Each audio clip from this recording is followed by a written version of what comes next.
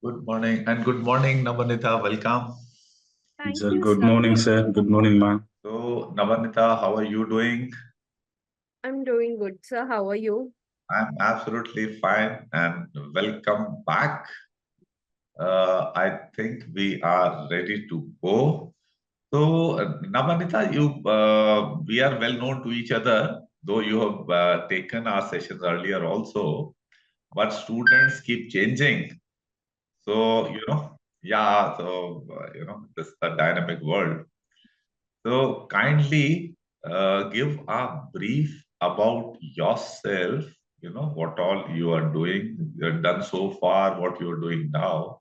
And then you may please start your address and then take up the questions which the boys and girls may have. Fine? Oh. Fine. So all yours, Naman. Go ahead. So, I'm Nabanita.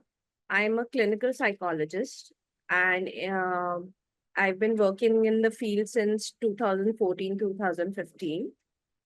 And additionally, I'm working as a child psychologist at Command Hospital, Lucknow, and I'm assistant professor of clinical psychology at Amity University.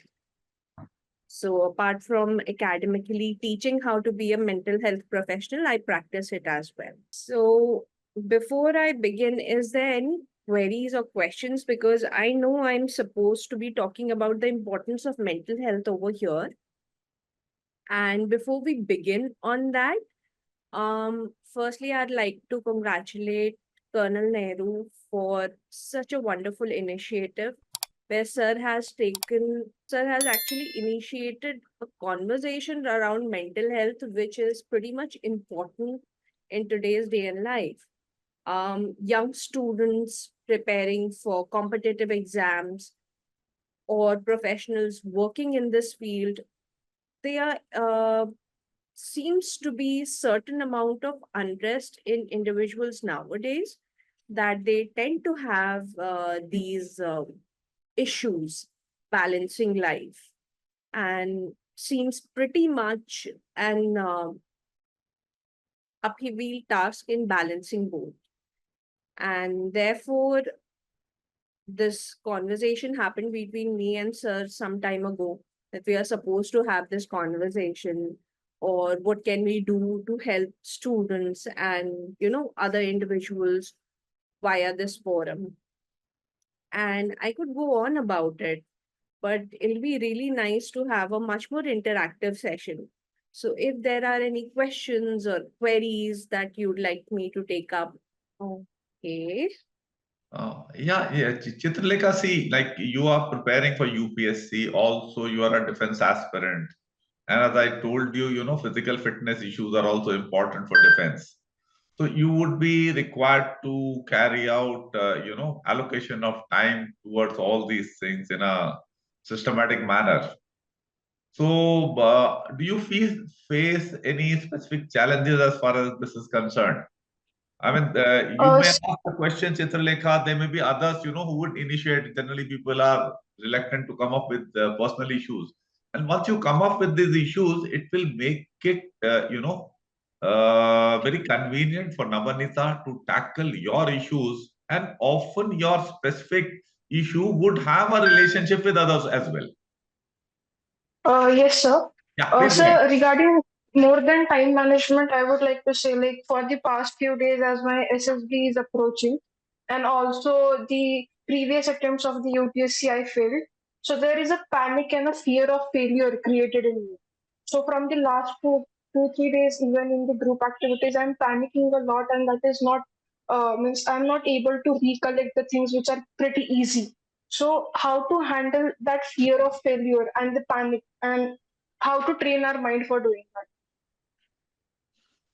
Okay.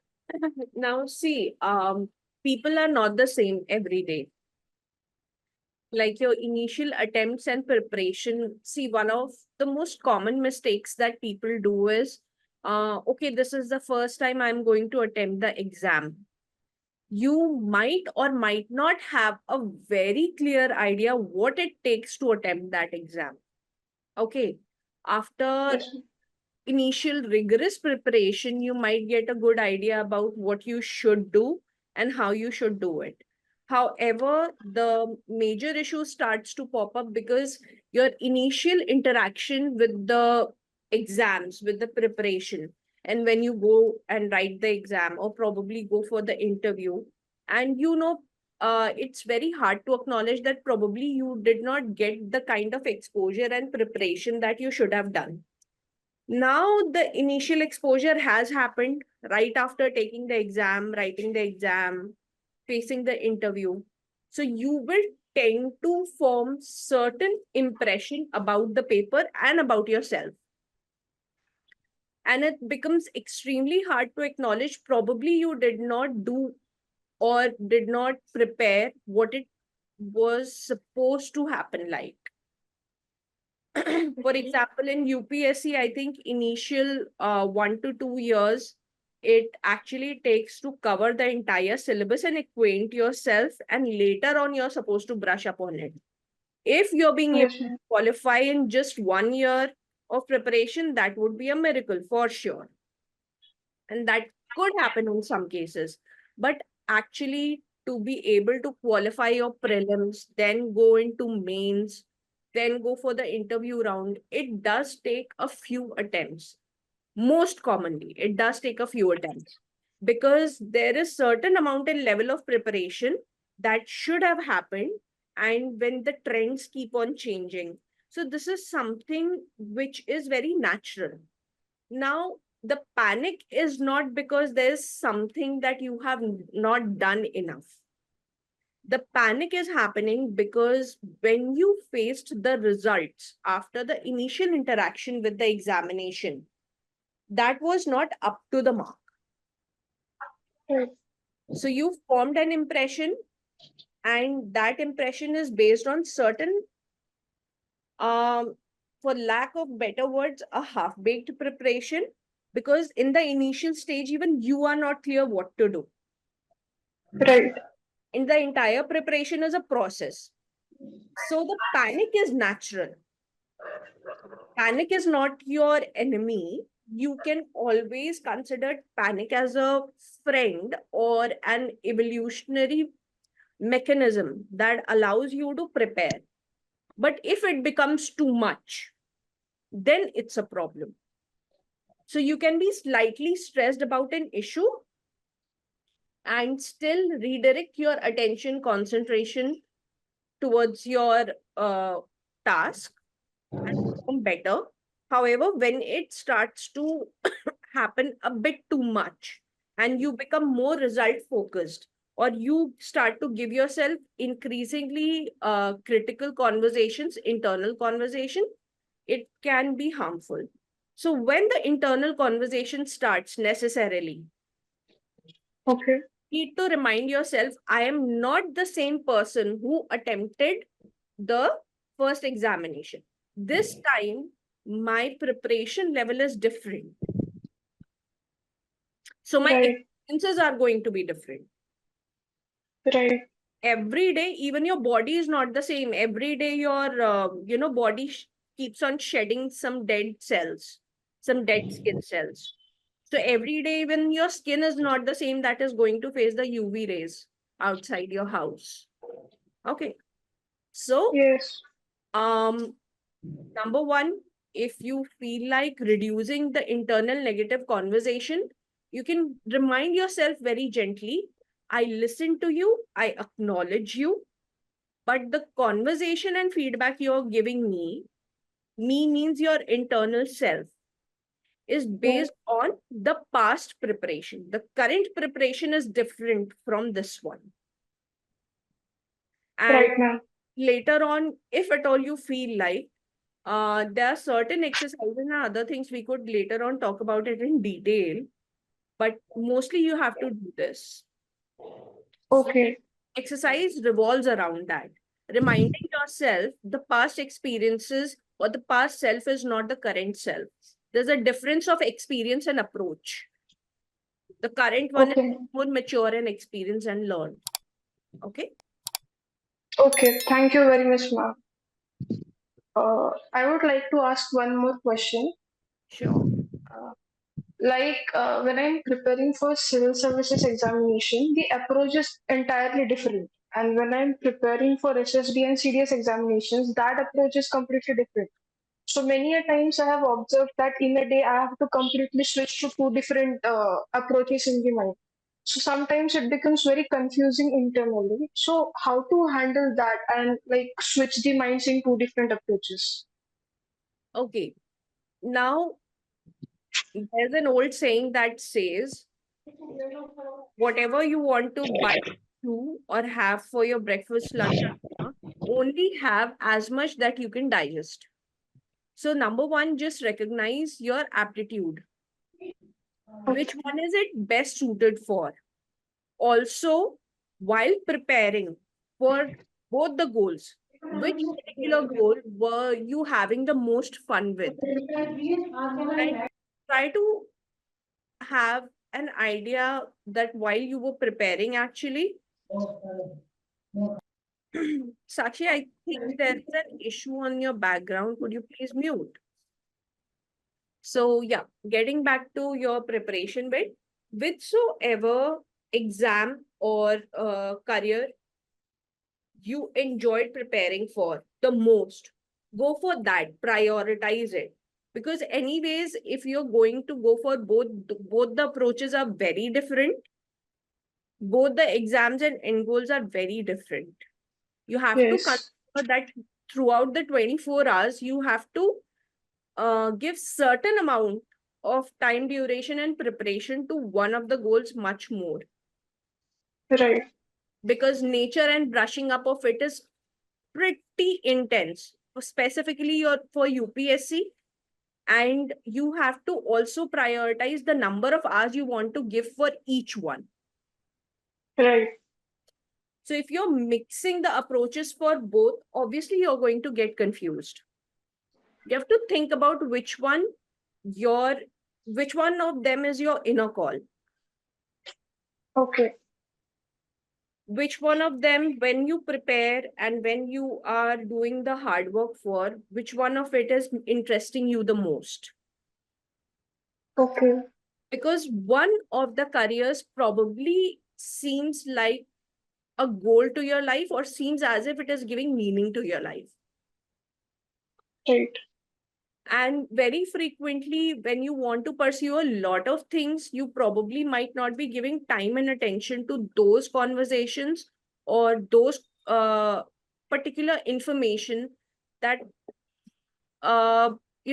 requires much more attention. It is something which is like multitasking. For example, if I am trying to have a conversation with you, at the same time, I'm probably doing, say, calculus. I won't be able to perform as well as I should in calculus while making a conversation to you. Probably that requires much more time and concentration and attention. So right. prioritize instead of feeling confused and divided about your career. Try to recognize which one of them is your inner call and towards which goal do you have a better aptitude. Okay, Like for example, preparing for a PhD or trying to prepare defense for your PhD is very different compared to preparing for UPSC. right. They are different. You have to choose which one and give it the respective time and preparation. Okay, ma'am. Thank you. Nabanita, with your permission, may Yes, I add a few please, sir. things? Yeah, okay. Thanks a lot. You see, Chitralekha has posed a very practical situation which a large number of youth are facing. Now, there are few clarifications we should get. First is in the specific case of Chitralekha, she is perceiving that there is a high degree of divergence in the preparatory requirements. First and foremost, this is not a fact. Thing is that in Chitralekha's case, the academic ability which she requires for the UPSC is very much convergent with the academic requirements for SSB. So whatever efforts she is putting for UPSC would be helpful in her written exam for SSB for defense services. It will be helpful in her GD, in her lecturate, and the interview where queries of this nature will get posed. That is one aspect. Now let us come to the other aspect. I will talk of two concepts. One is the concept of our roles and goals. And this Nabanita is facing much more than you people. Because Nabanita is a professional clinical psychologist. She is handling two jobs and she has got a young son also to take care of, which itself is quite a demanding job in itself, apart from taking care of husband being away, working, mother-in-law's requirements, old age, treatments, and things like that. So she perforce has got several roles. I may have several roles in my own life. So we have all these things. Fine. Like apart from all these things, similar to Nabanita, I also play very serious competitive tennis. Now, that also is a role which any one of you can have. Of course, it's a hobby, it de-stresses us, but it is there. It does demand some time. What we have to do is, based on our specific roles, like Nabanita as a daughter-in-law, Nabanita as a parent of a young son, Nabanita as a wife of a young husband, and her professional duties, she has to perform all these. Now she has to identify her goals in the various roles that she has to play. And accordingly, she has to, uh, devote time to attain those goals. Because it's a simple fact that in a day there are only 24 hours. And for our longevity and to keep our mental faculties and all working okay, we need at least 8 hours of sleep. Without that, our abilities will keep diminishing. Otherwise, we'll start going into the concepts of people like Narayan Murthy who talk about, 70-hour work week and all that, which I'm quite convinced he doesn't have an understanding of psychology, and what he's talking is all trash. These kind of things will lead to burnouts and things will not work out. These things apply to you, Chitralekha, also.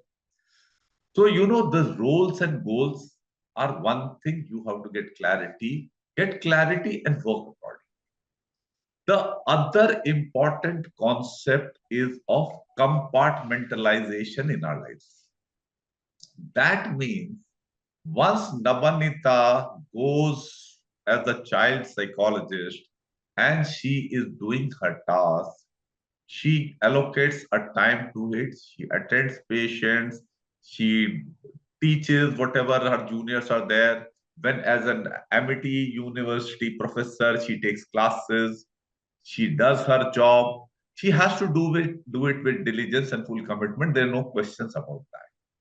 But once this is over, she gets back home, she has to switch off this compartment of like a library book. Nabanita has to close this book. And she has to start playing the role of a daughter-in-law and a parent of a son. She cannot allow the thoughts of, spillover things coming to her mind from, I was studying this subject, some thoughts, keep playing up in our minds, that she has to block out. And we have to do that. I was listening to Vinesh Fogart, that how she has been, handling things. Her protests were there. She was preparing for Olympic Games and all that. And she was stating that the psychologist said, you forget now protest and all that. Just focus on this. Because those thoughts will dissipate your energy and focus from the Olympic preparation. She was able to do that, and she can do that. Then Nabanita, Chitralekha, Nehru, all of us can do that. So these are, two concepts I wanted to share with you: roles and goals, and the idea of compartmentalization. Maybe Nabanita can throw more light on this because she is a much more serious professional in this field than I am. I am just older. And you can raise more queries so that our conversation goes off in a nice way. Yeah, Nabanita, please. Adding on to what Sir has said, see, you have to do an analysis. Like, for example, Sir has actually focused, there are certain things which are similar in these preparation areas, correct? So that you can use as your strength and utilize on them. Now, wherever you see the difference in approach in the preparation, because when you're trying for civil services, you have to do a lot of writing and you have to put yourself in the writing practice, correct? Right. So that means, are you in position to do more writing practice? And the differences that are actually there, the quality of essay writing, all of that, that can be balanced while reading. Sure, because you have to go Right. through the content. But the difference in the preparation where you are supposed to put in more efforts, are you in position to do that? Yes or no? And if you want to continue doing it, how would you like to change that approach? That is something you should start attending to. And if it seems possible for you to do it, to go through with it, then of course, for sure, you should continue doing whatever you're doing. But yes, in the middle, whenever you start to have these self-defeating thoughts, focus on the commonalities of the preparation that both of these require. Also try to give up the negative piece of conversation or critical analyses that you're constantly doing. Probably that is killing your mojo or taking away your strengths way more than it should. And Right. the nature of your issues, I think this forum right now wouldn't be a very good place to talk in detail specifically for your personal issues. Therefore, it'll be good idea if we talk personally and we could discuss things in detail. But yes, this is not something that you wouldn't be able to handle. This is something you would be able to handle very easily. It Yes, ma'am. requires a bit of brainstorming and analysis on your part, but sure, you'll be able to do it. Thank you so much, ma'am. Thank you so much, sir. Kaiser, you have been wanting to speak since a very long time. Is there something that we could help you with? Ma'am, actually, I have a query. Yeah. In regards to self-doubt. Many people among us have, been conferenced out or screened out some tens of times. So, how can you deal with that self-doubt of, whenever you're going before an SSB, there will always be a certain looming self-doubt that if this time also we fail, then how can you overcome that self-doubt thought, because it comes just before the D-Day. Okay. Now, once you are preparing, focus on the portions that you could do the best, focus on areas that you could do better. And once you are into the examination or the screening zone, get screened, come out of it. Take whatever are your learning lessons. However, please remind yourself, this one particular exam or screening is not the end. APJ Abdul Kalam probably really wanted to be an Air Force pilot, but he could not. You have to learn to develop the courage to be disliked.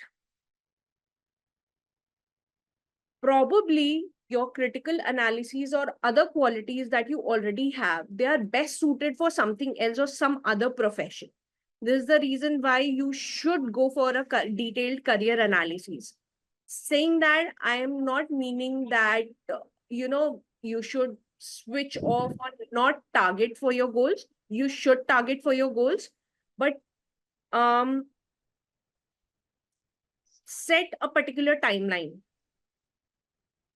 do a detailed analysis, work on it, and try to understand what it takes to be in that role,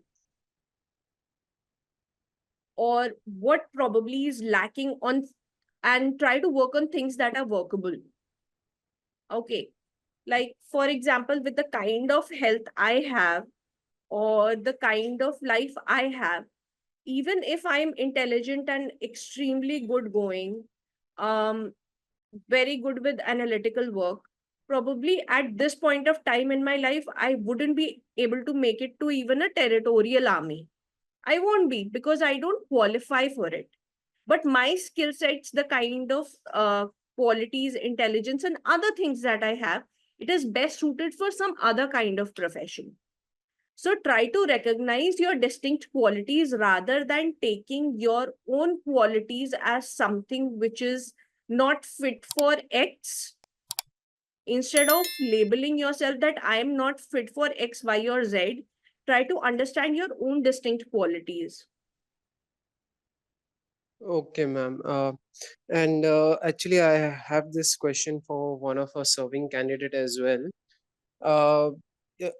After when he's going through this process, lately he had been a lot negative, and he's currently going through the process. So how can what can we do to help him realize that he's worth it and can do better? Okay. Now, when you're going through the process, it is but obvious that you will have a lot of negative thoughts and conversations. It is nature. And mostly to tell you that it's very natural to have certain negative thoughts, to have certain negative feedbacks.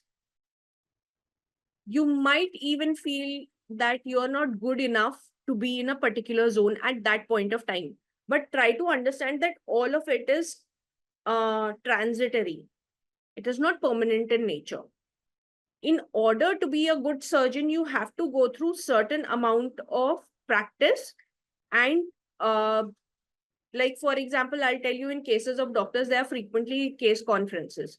In my profession also, while you are training, you have to present a case. And there'll be several other doctors, experienced professionals, who will start to give you a negative feedback with what you are doing.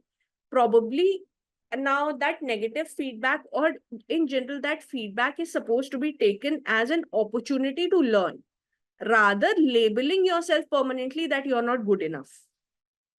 Self-doubt is usually a product of interaction with your environment, and it is enjoyed by only a few who are intelligent enough and who look for opportunities to improve themselves. Only a fool would assume that they are perfect by themselves and they don't require any feedback. So if you are experiencing self-doubts, or you're experiencing certain bad phases, don't consider it the most horrible thing that is happening to you. It is part of the process where you're learning to be a professional, and there's nothing wrong with it. Okay, thank you, And ma'am. yeah, Sorry, please continue. it's okay. That's what I was trying to say. So if you're having certain self-doubts, try to balance it between how much of it is factual and how much of it is just opinion. Okay. How much of it is based on just one incident and how much of it is generalizable. So Yes, ma'am. don't form a permanent opinion about yourself on topics which is mostly a transition phase, because before reaching from A to B, there are going to be certain shades. Hmm. You have to accept those shades. Yes, ma'am. But the problem arises is that through the process of growing, it does not occur that much. And just 1 week or 2 weeks before the interview, it hits you with like, will I be able to clear it? Or will something happen? Or what will happen? And all these negative thoughts and emotions go through your head. So what can we do to avoid this or overcome this? See, that's natural. Honestly speaking, that's natural.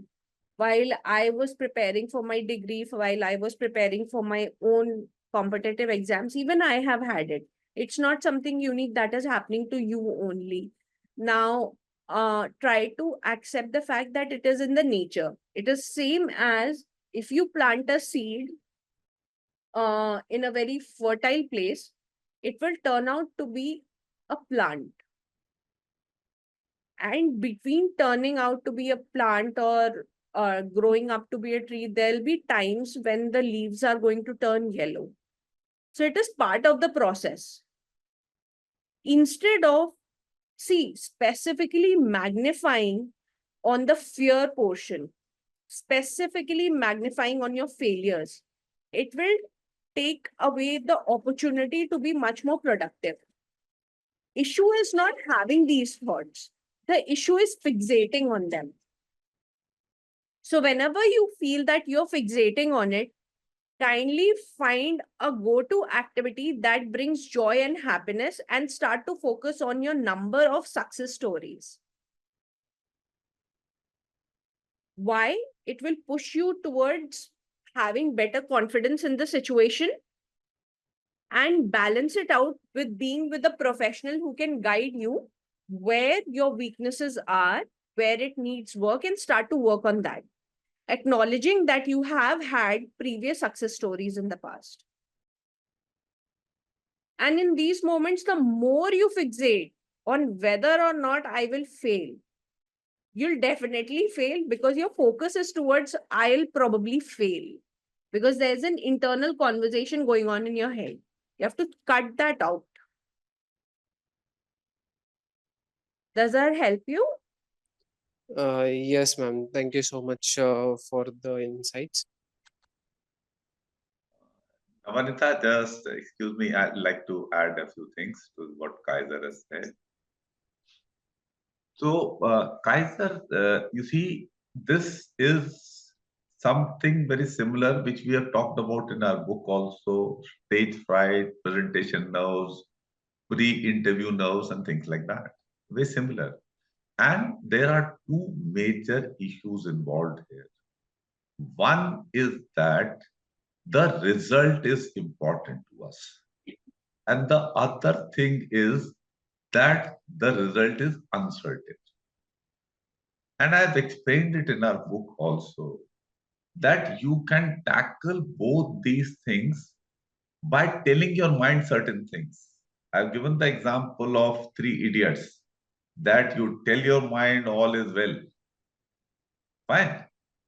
And you can reduce the uncertainty by bringing in the certainty that take it that I will fail, I will get rejected. Once you are sure that you will get rejected, then pressure to perform is not there. Because you say the result is already known to you. It can make you relaxed and perform better. Personally, I use this strategy in a lot of my tennis matches. And really speaking, Nabanita, it's a fact. There are certain matches in which I had lost practically in my mind, and because I started playing just freely, I said, "Let me go for my chances. Abhi khatam to hua nahi hai," and things, turned back. And because I did not develop the defensive mindset, कि 6 all हो गया तो अब फिर बचाना शुरू कर दूं. I continued with the same because हारा हुआ मैच है. Let's just go all out. And matches can be won. So it's the similar spirit कि तुम्हारा इंटरव्यू बोलो क्या यार रिजेक्ट होगा, आपने बोला रिजेक्ट तो हो ही जाना है. अब इंटरव्यू ऑफिसर जो पूछ रहा है उसको मैं सीधा सीधा इत्मीनान से बात तो कर लूं. And in that manner, Kaiser, you will come out as a far more confident person. Because it's when the stakes are there, then you have problems, no? Are you getting the point? Yes, sir. Got the point. Yeah, that is what it is. Yeah, Nabanita, something to add on to what I just said. Mostly different kind of approaches work for different people. For example, in Sir's case, he likes to diffuse the situation by already understanding. Now there's one of these particular approaches which is called paradoxical intention. So in your head, when you assume the worst has already happened, you've already taken off the pressure of your head. Okay. Now, in certain individuals, when they start to assume the worst has already happened, they'll automatically, a switch goes on in their head and they start to perform as if they are supposed to fail. Both the things happen. So, as based on your personality type, you have to take the approach which one suits best for you. One, you can take off the pressure by assuming that the whatever the worst could happen has already happened. So why should I worry? I'll now perform freely. Okay. It's the same as some individuals, what they'll start to visualize is if they have fear of death regarding certain tasks, they'll start to assume that I have already died. What's the worst could happen? And they live through the experience. So they've liberated themselves of fear. And once that happens, they start to focus back on the task as if there's nothing worse that can come to them. Second style of approach is accepting that failure might or might not come. It has not reached to me as of now. But instead of focusing constantly on failure, and probably I'll make on or visualizing yourself making a mistake, you might just program yourself for failure.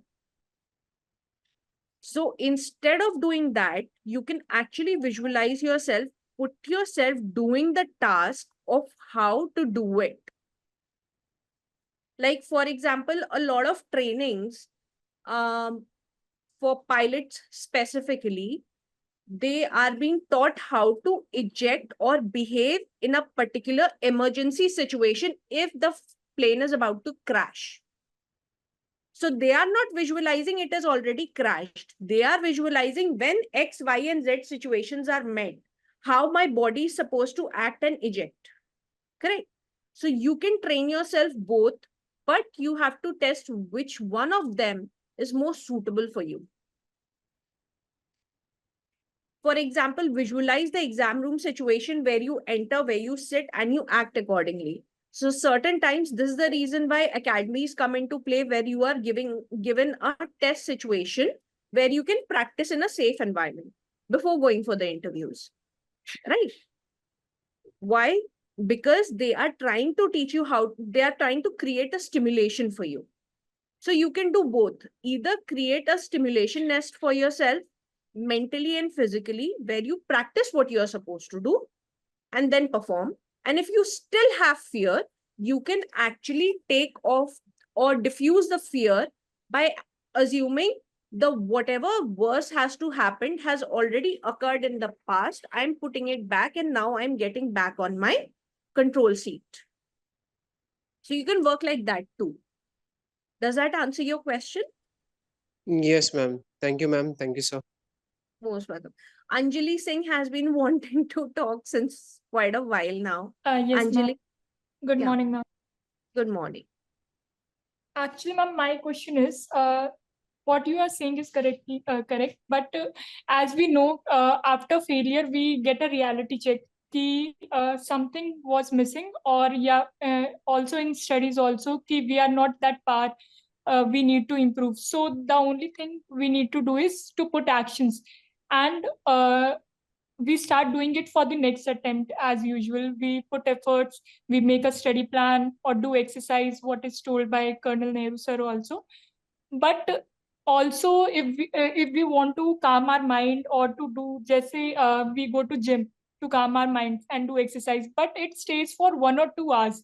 The again the self-doubt and the negative things comes, and it reduce our daily basis productivity. So how can we tackle that? Because we also know that it is a long journey. The result will be not in our hands that soon. It will take a very long time. So in that long journey, it is very not possible ki we will stay calm, or on daily basis we are losing our hopes. And as we are preparing the positive thing, so that will be we only wanted to succeed only. So thinking that ki it is a failure journey, we might get failed, let's still do it. That is, I think, something I won't relate to, but because we are working in this thing only because we want to succeed only. So how can we tackle this on daily basis and increase our productivity? Okay. Now let's break up your questions and queries, because it seems you already have a particular answer and you are looking for some kind of validation. I'm not sure what is happening. But yeah, number one, I've already spoken about it, that when you have your initial experiences, you tend to form certain memories and they stick by you. Okay. Now I'll give you a very small insight into how the human brain works. So whenever you're emotionally very high, and that time you start to have an experience, that experience tends to stick. This is the reason why when you are going for your initial exam, you're very excited about the exam. You are somewhere aware whether or not your preparation was up to the mark.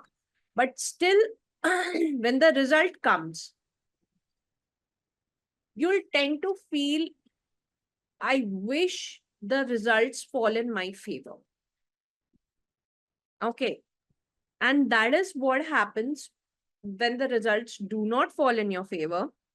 You tend to have negative conversations about yourself, critical conversations about yourself, a lot of which will come emotionally loaded along with certain true or factual criticism. Okay, now let's play a game, fact versus opinion. So if somebody says, let's just say Siddhi. Okay, I hope nobody is called Siddhi in this room. Siddhi is a silly girl. Is it a fact or an opinion? Opinion then. Okay. Siddhi is a very naughty girl. Fact or an opinion? Opinion. Okay. Siddhi studies in school XYZ, or say Siddhi studies in Delhi Public School. Fact or opinion? Fact. When Siddhi went into preparation, she appeared for exam. She has performed horribly and Opinion. she was rejected. Fact. Now, Siddhi might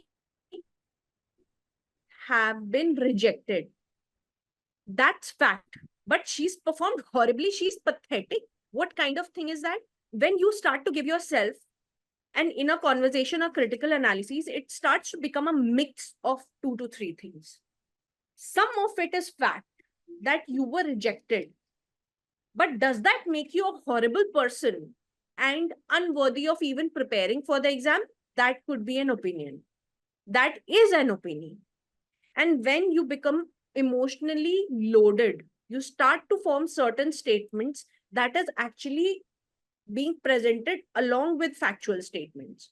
And this is the reason why self-defeating internal conversation starts to win. Because when you're having those internal conversation, you're the first one to create it, you're the first one to listen to it, and also you're the one who is spending more time with it. More often than not, you're not being able to, segregate the two. When it is becoming an overloaded conversation, when it is becoming an opinion, and when is it a fact. When you're sitting by yourself, you're starting to focus more on those opinions and emotionally loaded conversations. It is a much, much smarter idea whenever you start to see yourself engaging in unhealthy self conversations constantly. You're supposed to give yourself a shut up call or switch off and switch towards something which is much more healthier, or use a distraction strategy and get back to your task only when you feel that you're fresh. See, having a goal that I should be positive and I should be much more optimistic is a healthy idea. But fixating on the idea that if I am not being optimistic, I'm a pathetic person. If you're giving yourself somewhat of that kind of internal conversation, it's going to be unhealthy for you. Having a goal that you want to be an enlightened individual, you want to actualize yourself, you want to experience certain kind of mastery on the task or a certain kind of profession. Giving yourself that goal is good. But fixating on that goal to an extent, if I don't achieve that goal, then I'm going to be, and then you start to give yourself another emotionally loaded conversation and opinion about yourself. For example, let's just do this activity. What is the most common opinion or emotionally loaded statements that people tend to have, specifically when they fail to get into their favorite goals? You people can just go true or false. Okay. Now, if I'm not being able to qualify this particular exam, I'm going to be a loser. True or false? False. True. People usually do not give certain kind of conversations like this. Some might not. Okay. If I am going to fail this exam, it only proves that I'm a loser and probably I'll fail the other exams also. False. Some might have that. True or false? It could be true for some, false for some. Some individuals might even make a self-critical conversation. If I don't qualify this exam, it means I don't have it in me to be a good officer. True or false? True. True, ma'am. True. For some people. Of course, for some people. Now, if I don't qualify this particular exam, or I don't qualify the interview, the kind of content that it requires, the qualities it requires to be able to command or to be able to hold office, I am not that material. True. So see, now all of you, when these conversations were going on, the nature of it, and we can go on and on about these statements. None of you, while having this internal conversation, was ever able to defeat it or counter this particular thought process by saying, you are not born to be an officer. You're not born out of your mother's womb to be an officer. You're learning to be one. You're still really young. Some of you probably are in your 20s, early 20s, barely reached it. You're still learning to shape your personality and efforts. So, just because you have not reached from point A to B does not mean you are a failure. If you are somewhere in between, that means you're in a transition phase. This transition phase will probably end very soon. With your efforts and with less of unhelpful mental conversations that you're having. If you ever feel that you're fixated on this conversation and you can directly see the effect of it, that you're being less productive, it's much more healthy and sensible to find a switch off task or a switch over task. Switch over to something which is much more healthy and productive, that takes your mind off these emotionally loaded conversations, because anyways, they are not helping you towards your goal. If your goal is to reach that particular selection or to reach that particular job, it is anyways pulling you off. The smart thing to do is, when you're being emotionally overloaded, get into a physically active task. Okay.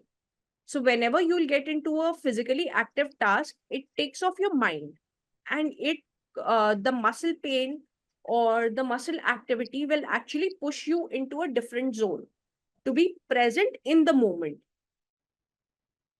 That element of being able to push yourself to be present in the moment, when that goes missing, you'll ultimately start to engage in internal conversations.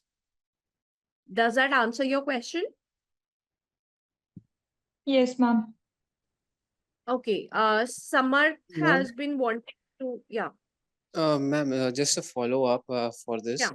In most of our some of our cases, the internal negative thought process which is there, that is not our own doing. Rather than that is, let's just say, your near dear ones or some relatives or some friends, even at times some parents are the ones that say this, and that kind of brings the people down.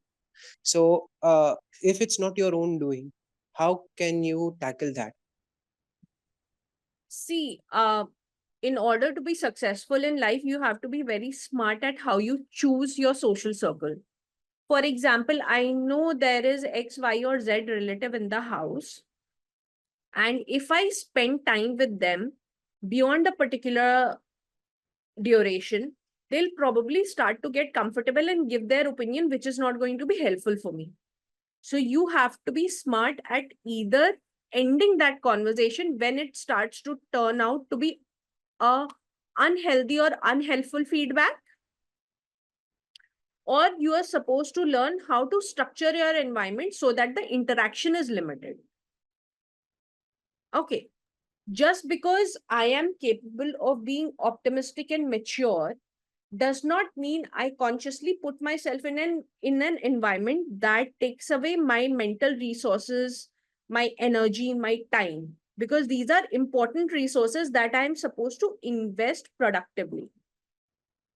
So, for example, those particular relatives who might or might not have a healthy opinion about whatever you're doing, your efforts, you don't have to prove to them, because most of the time they tend to come from a background where, they are going to talk you down or start to share their own fears.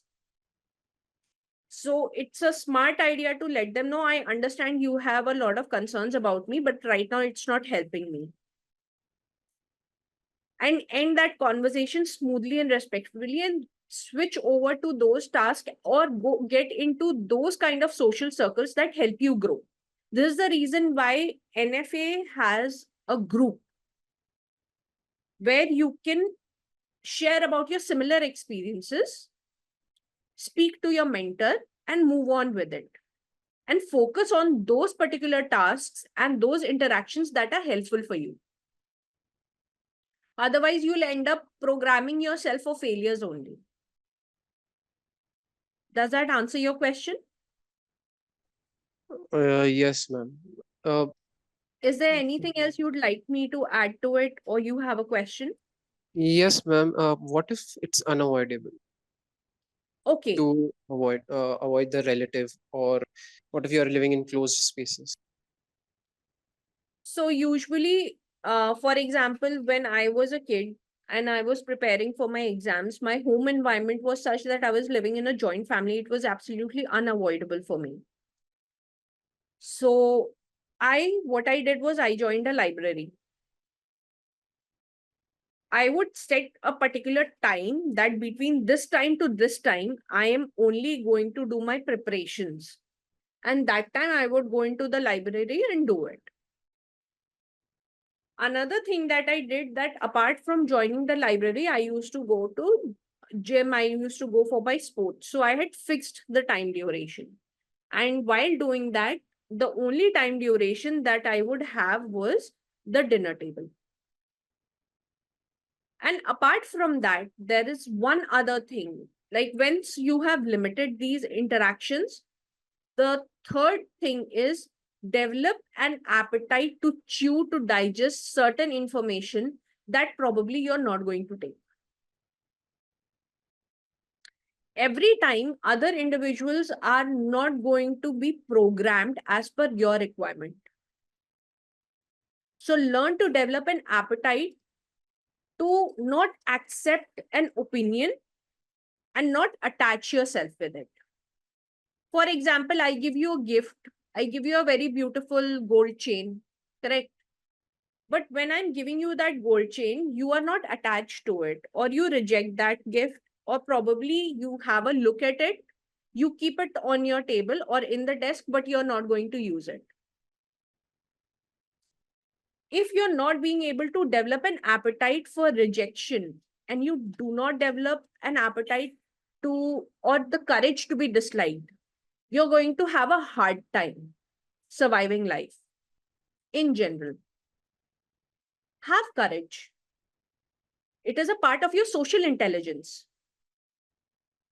learning how to tackle people respectfully, not agreeing with them, at the same time not being disrespectful towards them, not taking a feedback to heart to an extent you end up belittling yourself. तो कभी कभी आप बैठे तो हुए हैं, लेकिन आपके दिमाग के फाटक बंद है उस पर्टिकुलर फीडबैक की तरफ जो आपके लिए हेल्पफुल नहीं है. ये आपको डेवलप करना ही होगा. Yes, ma'am.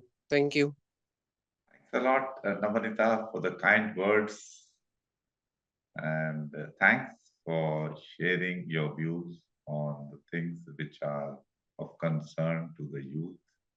We will be posting her contact details and all. It will be there. We'll be posting this on the YouTube channel also. So all the details will be there.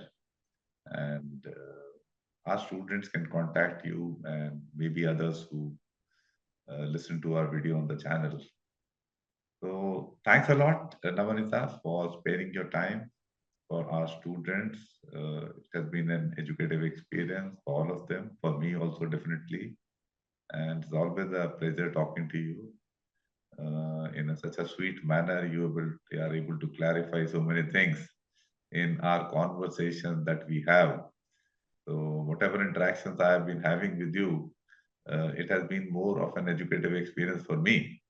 So I'm more of a gainer, and we enjoy our conversations. We'll keep doing that. So that is what it is. Thanks a lot. Please enjoy your life. I'm sure your son would be waiting. Time ho gaya hai abhi. So go and attend to him, and we'll keep talking now, Marita. Thanks a lot. Please, take care. God bless. It has been a pleasure. Thank you, sir. Thank you. Thank you. Take care. God bless. Bye. Bye, sir. Bye bye. Thank Thank you, you, sir. ma'am. Thank you.